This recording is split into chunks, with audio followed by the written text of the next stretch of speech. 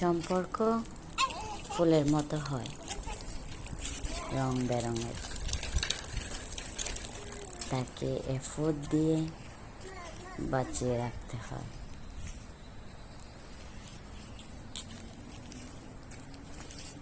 সম্পর্কে ভালোবাসাটাকে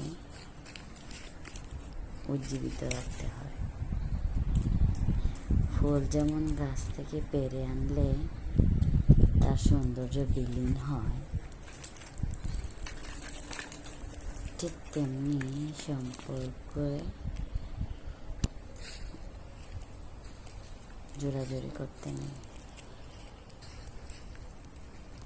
ভালোবেসে সম্পর্ককে বেঁধে রাখা উচিত। এই ফুলগুলো আমার ভীষণ ভালো লেগেছে, কিন্তু আমি ছিঁড়তে চাইনি, কারণ ছিঁড়তে গেলেই ওদের সৌন্দর্য নষ্ট